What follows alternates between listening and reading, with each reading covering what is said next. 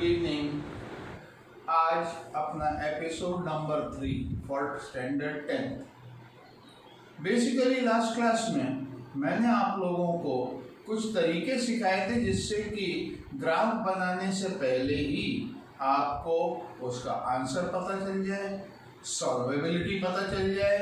इन सब चीज़ों को पता करने के बाद अगर अपन ग्राफ बनाते हैं तो आई थिंक कि अपने को ना कभी इरेज करना पड़ेगा किसी चीज़ को, ना पेपर गंदा होगा, कुछ भी नहीं होगा और आपका आराम से ग्राफ बन जाएगा ना। ग्राफ बनाने के लिए कुछ पर्टिकुलर नॉर्म्स ऐसे हैं which are asked by CBSE और presentation, as you well know, plays a very important role in gaining marks. जिसका प्रेजेंटेशन अच्छा है उसकी हर जगह तारीफ ही होती है। आप लोगों को खुद ही अंदाज होगा कि जिस व्यक्ति की राइटिंग अच्छी है उसको स्कूल में टीचर्स जो है वो उसकी तारीफ करते हैं और जिनकी हैंड राइटिंग गंदी है उसको हमेशा क्रिटिसिज्म ही झेलना पड़ता है। तो इसलिए बेहतर ये रहे, क्योंकि ग्राफ प्रेजेंटेशन के ऊपर बहुत डिपेंड करता है, इसलिए उसको प्रॉपर वे में बनाना चाहिए। So if you have got two equations a1x plus b1y plus c1 equal to 0 and a2x plus b2y plus c2 equal to 0, तो सबसे पहले इन इक्वेशंस को y equal to mx plus c के form में convert करना ज़्यादा beneficial होता है। For example, I give you an example. Let us take up the very same question that we had taken last time and that is, कौन सा लिया था अपन, ये लिया था ना, हाँ, and that is x plus 2y equal to 4, equation number 1, and the second is 3x minus y is equal to 5, equation number 2. Now what I am going to do is, this is how the form ax plus by plus c equal to 0 or ax plus by equal to c. I'll convert it into y equal to mx plus c. Okay, so what I'm going to do is, I get 2y is equal to 4 minus x or y is equal to 4 minus x whole upon 2, which can be written as 4 upon 2 minus x upon 2 and again can be written as 2 minus x upon 2. Y equal to 2 minus x upon 2. Now what I am going to do is, I am going to take random values of x so that I can get a value of y. But that random value must be such, so that preferably, ऐसा नहीं है हर एक में नहीं होता, लेकिन जहाँ तक हो सके x की ऐसी वैल्यू लो कि y की कोई होल नंबर वैल्यू आए और उससे अपन 3 पॉइंट्स ढूंढ कर निकालेंगे। तो ये मैंने बनाया अपना, इसमें ऊपर यहाँ पर x, यहाँ पर y और 1 2 3। No, why 3 only? Why not 2? कह रहे 2 आ गए, लाइन तो बन जाएगी, क्योंकि जहाँ तक हो सके 3 पॉइंट ढूंढना इसलिए ज़रूरी है कि भाई यूक्लिड के अनुसार, और अपन भी देखते हैं कि कोई भी प्लेन के अंदर 2 पॉइंट है, अब वो 2 पॉइंट सही जगह पर बने हुए हैं या गलत जगह पर बने होंगे कोई फर्क नहीं पड़ता, लेकिन 2 पॉइंट को जोड़ोगे तो आपको स्ट्रेट लाइन तो मिल ही जाएगी, लेकिन हो सकता है कि वो स्ट्रेट लाइन गलत भी हो। सो जहां तक हो सके प्रेफरेबली कम से कम 3 पॉइंट लोकेट करना चाहिए। 3 में होता यह है कि सपोज, अब ऑब्वियसली लीनियर इक्वेशन है तो स्ट्रेट लाइन बनना चाहिए, लेकिन 3 में होता यह है कि 2 पॉइंट तो आ गए इधर इधर इधर, लेकिन अगर आपने गलत पॉइंट लिया तो 1 पॉइंट उससे खिसक जाएगा, तो आपका ऐसी लाइन बनेगी, स्ट्रेट लाइन बनना नहीं है। ठीक है, आपको अपने आप समझ में आ जाएगा कि मैं गलती पर हूँ। इसलिए 3 या हो सके तो 4 पॉइंट्स ले लो, कोई फर्क नहीं पड़ता। तो अब मैं यहां पर x इक्वल टू अगर 2 लूं तो 2/2 1 हो गया, 2 - 1 is 1। तो if x equal to 2 y equal to 1, if x equal to 0 y equal to 2। सही है, बराबर है, ठीक है। And if x equal to -2 y will be equal to 3, positive 3, because minus of -2/2 will be +2/2, that is +1. So 2 + 1 will give you 3, and you have got these 3 numbers. Similarly, दूसरे equation का भी एक अलग ऐसा टेबल बनाओ। कम से कम ध्यान रखना 3 पॉइंट होना चाहिए। अगर 2 पॉइंट के बीच में लाइन बनाओगे तो गलत भी हो सकती है, लेकिन अगर 3 पॉइंट लोकेट करोगे ग्राफ के ऊपर, और अगर आपकी कोई गलती है तो कोई ना कोई 1 पॉइंट वो जो लाइन है उससे हट जाएगा और आपको स्ट्रेट लाइन नहीं मिलेगी। इसलिए आपको पता चल जाएगा कि आप गलत जा रहे हो या सही जा रहे हो। इसलिए आपको 3 पॉइंट ढूंढना बहुत ज़्यादा जरूरी है। आपने ये 3 पॉइंट निकाल लिए, इन 3 पॉइंट्स को आप ग्राफ पर प्लॉट कर सकते हो जैसा 9th में किया था। फिर आप दूसरा वाला इक्वेशन लेंगे, दूसरे वाले इक्वेशन में that is y equal to 3x - 5, again x और y की रैंडम वैल्यू से मिनिमम 3 पॉइंट्स उसके भी लोकेट कर लेंगे। और साथ में कंडीशन ऑफ सॉल्वेबिलिटी तो अपन ने पहले ही देख ली कि this is 1/3 and this will be -2. a1/a2 is 1/3 and b1/b2 is -2. That means this is going to have a unique solution. Okay? और आपने उससे आंसर भी निकाल लिया था जब अपन सब्स्टिट्यूशन और एलिमिनेशन मेथड कर रहे थे, तो इसलिए अपने को तकलीफ की बात है ही नहीं। तो आपके पास दोनों लाइन के पॉइंट्स आ गए, और दोनों लाइन के पॉइंट्स आपके पास जो आए हुए हैं वो छोटी वैल्यूज है, इसलिए आप जो ग्राफ पेपर है उसको 1 2 3 4 5 6 -1 -2 -3 -4 इस ढंग से कर सकते हैं। कैसे करेंगे, लेट अस सी। ओके, तो सपोज करो कि आपके पास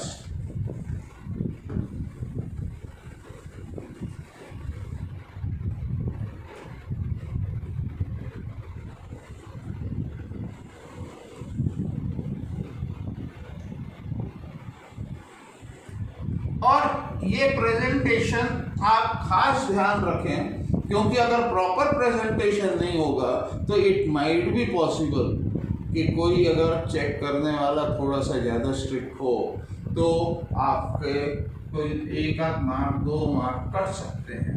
इसलिए इट वुड बी बेटर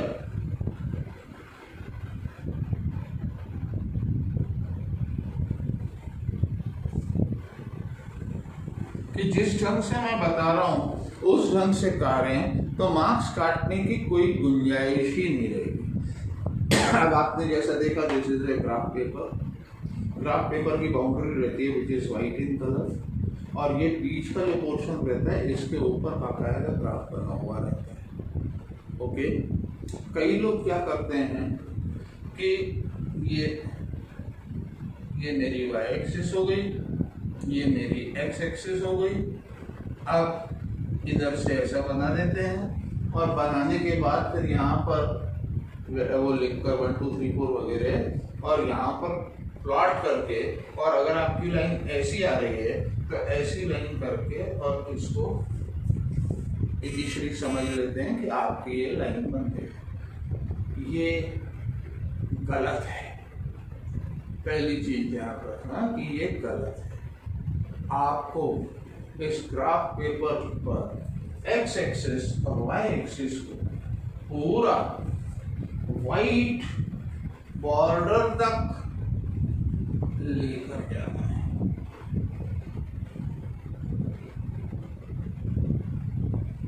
और ये सेंटर से ऐसा x dash o x y o y पूरा पेपर यूज करना है। देखिए ग्राफ का एक ही क्वेश्चन आना है और आपको एक पूरा ग्राफ पेपर दिया हुआ है, क्या प्रॉब्लम है?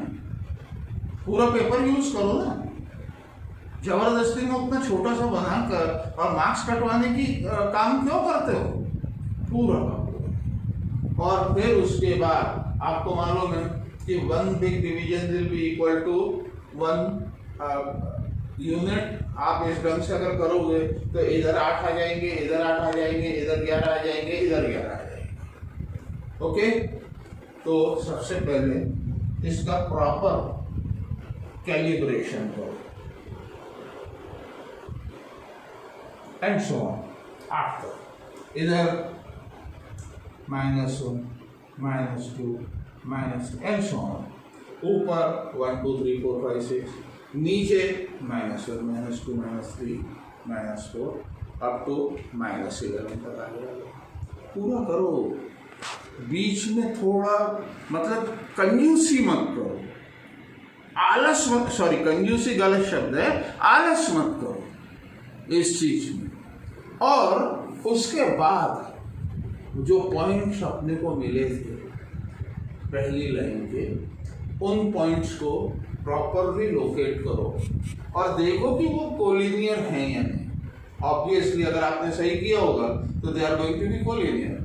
अगर नहीं किया है तो कोई ना कोई एक पॉइंट थोड़ा सा हटा हुआ आ जाएगा। वापस से चेक करो कि आपने जो ब्लॉक का वो बनाया है वो प्रॉपर बनाया है या नहीं, कहाँ गलती हुई। और उसके बाद उन पॉइंट्स को लोकेट करके और उन पॉइंट्स को पूरा करके और यहां से ये लाइन जो बनाई है अपने पहली लाइन, पहले इक्वेशन की, दैट इज x + 2y = मैंने तो रैंडमली बनाई है, जो ये वो हो ही नहीं सकती x + 2y = 4, लेकिन समझ लो कि बन गई। ओके, और आपके जो 3 पॉइंट्स है, सपोज करो एक पॉइंट यहाँ आ रहा है, एक पॉइंट यहाँ आ रहा है, एक पॉइंट यहाँ आ रहा है। ओके ना, इसके बाद दूसरा काम, दूसरी लाइन को भी वापस से पूरा का पूरा आखिर तक ले जाओ,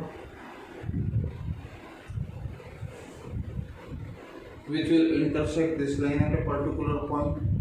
आखिरी तक ले जाना। ध्यान रहे, पिछला जो मैंने बताया था कि छोटी छोटी लाइनें बना दी, वैसे तो कुछ नहीं होता, उसको भी सही माना जाता है, लेकिन अगर कोई खड़ूस चेक करने वाला मिल गया तो क्या करोगे?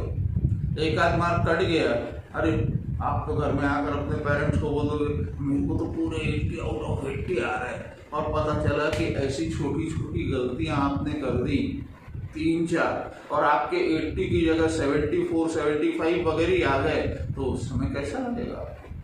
इसलिए ये जो बारीक चीजें हैं इनको ध्यान रखना जरूरी है। ओके, उसके बाद next thing that you must do is कि जो पॉइंट्स आपने लोकेट किए थे, इन पॉइंट्स का कोऑर्डिनेट्स यहां पर प्रॉपरली लिखो।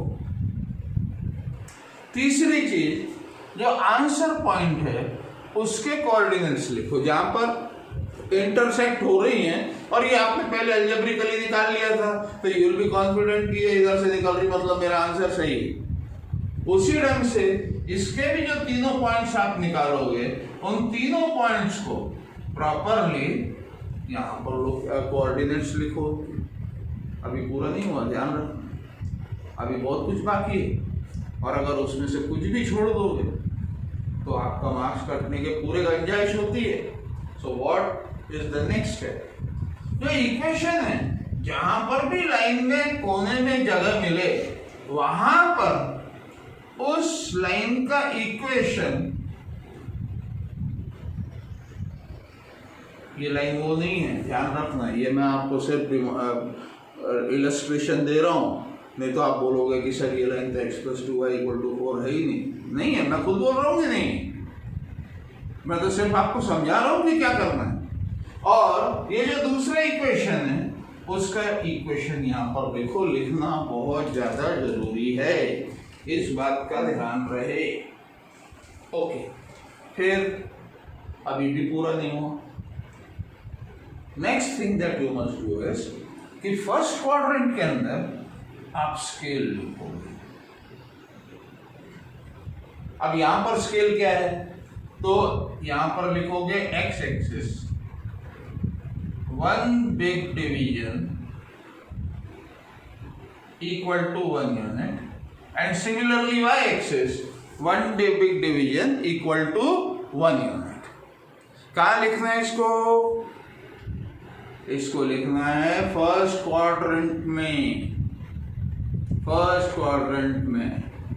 ओके, इसके बाद आप हर चीज ग्राफ पर होना चाहिए, इस बात का ध्यान रहे।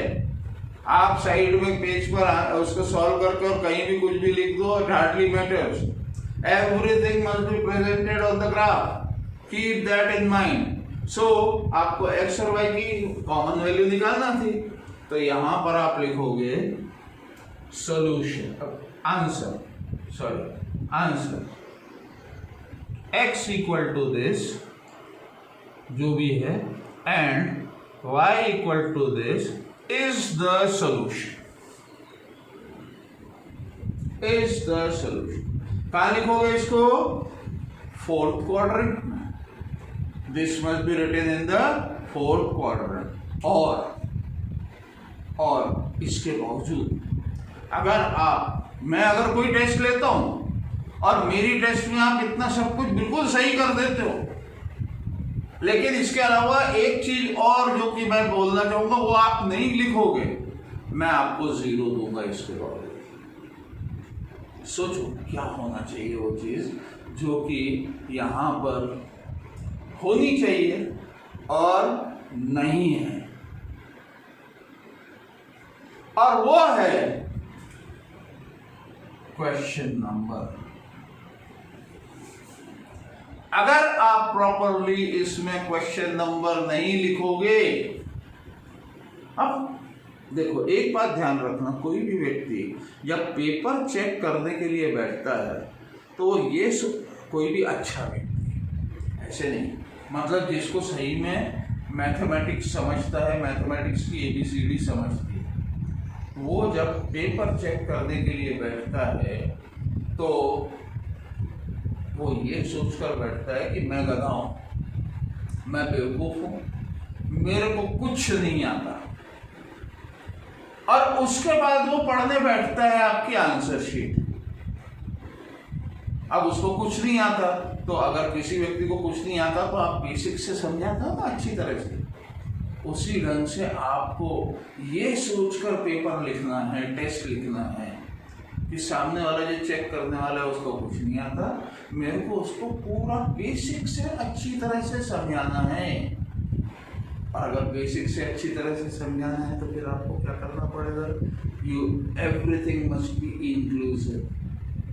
कोई भी चीज आप ये रैंडमली नहीं छोड़ सकते क्या, अरे यार इतना बड़ा टीचर है, इसको तो समझ में आता होगा और अपन एक आध दो स्टेप खा भी जाएंगे तो कुछ नहीं। अगर कोई स्ट्रिक्ट टीचर है जो आपका भला चाहता है बोल रहा हूँ, क्योंकि भविष्य में आपकी ये आदत पड़ जाएगी अगर आपके मार्क्स नहीं कटेंगे, और आप उसी ढंग से करोगे, और उसी ढंग से करोगे तो अभी तो कोई ज्यादा नुकसान होना नहीं है, लेकिन आगे जाकर आपका लाइफ में बहुत ज्यादा नुकसान होगा अगर आप परफेक्शन की तरफ जाने की कोशिश नहीं करोगे तो। इसलिए प्लीज इन सब चीजों को ध्यान रखें। फॉर एग्जाम्पल, आपसे क्यों बोला जाता है कोई भी ज्योमेट्री का थ्योरम लिखने के लिए कि आप अगर एक स्टेप से दूसरी स्टेप पर जा रहे हो तो साइड में ब्रैकेट में आपको जस्टिफिकेशन लिखना है। क्या वो चेक करने वाला नहीं जानता कि क्या क्यों लिखा है इस बच्चे ने? बिल्कुल वो जानता है कि ये स्टेप से ये स्टेप पर आया, लेकिन वो उस समय जिसको सिलेक्टिव एमनेशिया बोलते हैं उस ढंग से वो सब कुछ भूल जाता है। आपको उसको समझाना है, आपको उसको समझाना है कि नहीं, ये मैंने स्टेप से ये स्टेप पर आया, इसके पीछे रीजन ये है, तो आपको रीजन लिखना पड़ता है। रीजन तो सारे टीचर्स समझते हैं कि क्यों ये स्टेप पर आया, तो क्यों बोलते हैं आपके स्कूल के टीचर्स की नहीं इसके बाजू में इसका जस्टिफिकेशन लिखो। वो देखना चाहते हैं कि whether you have understood it properly और नॉट, और इसलिए आपको वो लिखवाते हैं। 3 तो जैसा मैं बोल रहा था कि प्रेजेंटेशन प्रॉपर अगर रहेगा तो आपके ये जो 4 मार्क्स हैं ग्राफ के, that is 5% of the total marks which you are going to get in the paper out of 80 I am talking about. वो 20 मार्क तो आपको फ्री में मिलते हैं, उसकी बात अलग है। ओके, तो आउट ऑफ 80 4 मार्क्स मतलब 5% हो गया आपका, खुश हो, ऐश हो, इस ढंग की बात हो जाती है। लेकिन थोड़े से पर्टिकुलर रहो जिसकी वजह से आप लोगों को ऐसे सड़े रद्दी टॉपिक में मार्क्स गंवाना नहीं पड़े। दिस इज इम्पॉर्टेंट, बाकी तो सब ठीक है। तो अब हमारा ग्राफ वाला टॉपिक खत्म हो गया। रिक्वेस्ट है, रिक्वेस्ट ही कर सकता हूं और कुछ नहीं कर सकता कि आप लोग घर में इसकी प्रॉपर प्रैक्टिस करें, क्योंकि 100% गारंटीड है कि ये वाला क्वेश्चन आना ही आना है। देखिए बोर्ड में 2 में से कोई एक आएगा, either linear equation two variable का ग्राफ या फिर दूसरा स्टैटिस्टिक्स में ओजीव। इन 2 में से कोई एक चीज आना ही आना है 4 मार्क के, तो क्यों चांस बर्बाद करते हो? दोनों इजी, दोनों इजी। लेकिन जब मैं स्टैटिस्टिक्स का टॉपिक लूंगा तब उसके ओजीव के बारे में बताऊंगा।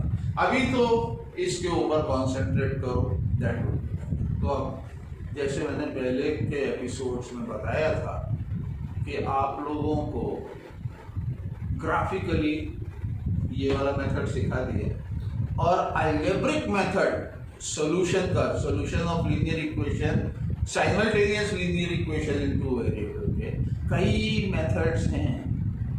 तो अभी उनमें से 2 मेथड्स मैं आपको बता चुका हूं, substitution method and elimination method. अब एक तीसरा बड़ा ट्रिकी और बड़ा अच्छा एक मेथड बताता हूं, which is a special purpose method. मतलब स्पेशल टाइप के जो क्वेश्चन हैं, स्पेशल टाइप के जो क्वेश्चंस हैं उनमें वो बड़े अच्छी तरह से यूज हो सकता है। लेकिन अगर वही वाले क्वेश्चन को आप सब्स्टिट्यूशन या एलिमिनेशन मेथड से करोगे तो पहली बात तो आपको बहुत लंबा समय लग जाएगा, और लंबा समय लगने के साथ साथ सबसे बड़ी दिक्कत ये रहेगी कि क्योंकि आप लोगों की कैलकुलेशन प्रोग्रेस इतनी नहीं रहती है जैसी हमारे जमाने में स्टूडेंट्स को रहती थी। आजकल तो खैर सिखाते ही नहीं है उस ढंग का कैलकुलेशन।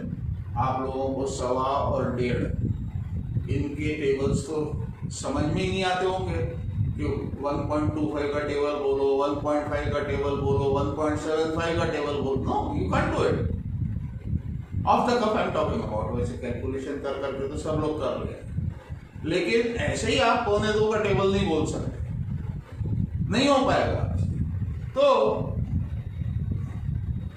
कैलकुलेशन के हिसाब से एक क्वेश्चन मैं बोर्ड पर लिख रहा हूं, आप खुद सोचना और घर में ट्राई भी करो कि हम ये क्वेश्चन सब्स्टिट्यूशन मेथड या एलिमिनेशन मेथड से कर सकते हैं क्या, ठीक है। और उसके बाद फिर मैं आपको इस टाइप के क्वेश्चंस कैसे करना इसके बारे में बताऊंगा। तो वो होते हैं type of question a1x plus b1y plus c1 equal to 0 and b1x plus a1y plus c2 equal to 0। दोनों क्वेश्चन में आपको क्या समझना है? आपको सिर्फ ये समझ में आ रहा है कि x और y के कोएफिशिएंट जो फर्स्ट इक्वेशन में है वो सेकंड इक्वेशन में इंटरचेंज हो गए। सेकंड इक्वेशन में वो सिर्फ इंटरचेंज हो गए। a1 की जगह यहाँ b1 आ गया, इधर b1 की जगह यहाँ पर a1 आ गया। Let us take up an illustration. कहाँ है क्वेश्चन? आइए 148x प्लस 231y इक्वल्स 527 और दूसरा 231x plus 148y equal to 610। Equation 1, equation. अब अगर आप सब्स्टिट्यूशन से करोगे फायदा बच जाएगा, पक्की बात है। और कहीं ना कहीं मल्टीप्लिकेशन वगैरह में दिक्कत आएगी। एलिमिनेशन मेथड से करोगे तो पहले तो 231 148 का एलसीएम निकालो, फिर वो एलसीएम से इक्वेशन 1 को मल्टीप्लाई करो। एलसीएम वहां पर लाने के लिए कोई एक ऐसा नंबर होगा जिससे 148 को मल्टीप्लाई करना पड़ेगा, फिर सेकंड उसमें 231 को उससे मल्टीप्लाई करना पड़ेगा जिससे कि ये दोनों सेम वैल्यूज आ जाए, और आप 1 - 2 करो तो ये एलिमिनेट हो जाए और इधर अपन आगे बढ़ जाएंगे। अब इतने बड़े बड़े नंबर्स अगर आप मल्टीप्लाई एक दूसरे से करने की कोशिश करोगे तो या तो गलती हो जाएगी। चलो गलती नहीं भी हुई तो इसके बावजूद how much time is it going to take इस टाइप का क्वेश्चन करने के लिए? तो इसके लिए एक मेथड है विच इज वेरी इजी, बहुत सिंपल ट्रिक है, कुछ नहीं, सीधे एक बार 1 + 2 कर दो, एक बार 1 - 2 कर दो। Let us see how. तो मैं यहां पर लिखूंगा 1 + 2 implies 148 + 231 कितना हुआ? तो ये हो गया 8 and 1 9, 4 और 3 7, 2 और 1 3, 379x प्लस यहां पर भी 379y इक्वल टू 6 और 5 11, 1137। आप देखोगे इस टाइप के क्वेश्चंस में एक बड़ी मजेदार बात है कि इन नंबर से ये डिविजिबल रहता है। कितने से डिविजिबल होना चाहिए जरा सोचो। 3 से जाएगा, देखो 379 मल्टीप्लाइड बाय 3 कितना होगा? 9 3 = 27, 7 3 = 21, 23, 3 3 = 9, ये आ गया 1137। Okay, so dividing all the terms by 379, I get x plus y equal to 3. X plus y equal to 3. This is my equation number 3. Okay? और फिर मैं दूसरा क्या करता हूं? 1 - 2 implies 1 - 2 implies कितना आएगा? 231 148 8 9 10 11 3 83। ठीक है, so this will be -83x। ध्यान रहे 1 - 2 कर रहा हूं मैं, तो ये हो जाएगा -83x plus 83y equal to -83. Dividing all the terms by -83, I get x minus y equal to 1. तो इस ढंग से ये मेरा इक्वेशन नंबर 4 आ गया। अब देखो कितना छोटा छोटा इक्वेशन है, समझो बात को। Okay, what I am going to do? x eliminate करूं या y एलिमिनेट करूं? अगर मेरे को x एलिमिनेट करना है तो 3 - 4 करूंगा, लेकिन अगर y एलिमिनेट करना है तो 3 + 4 करूंगा, आंसर वही है, कोई दिक्कत नहीं है। ओके, क्या करूं, x एलिमिनेट कर दूं, no problem.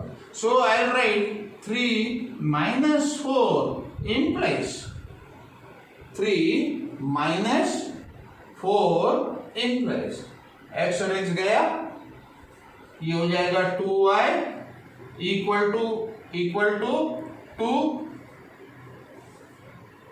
3y equal to 2 और I get y equal to 1। और इसको अगर मैं यहां पुट अप कर दूं तो मेरा x इक्वल टू 2 आ जाएगा आंसर। कितने सिंपल तरीके से इतनी बड़ी बड़ी वैल्यू वाला जो इक्वेशंस हैं उनको सॉल्व कर दिया गया। तो इसलिए observation is also important, choice of the method is also important, कि आपको कौन सा मेथड चूज करना है। And all these things come with practice, all these things come with practice. Is it clear?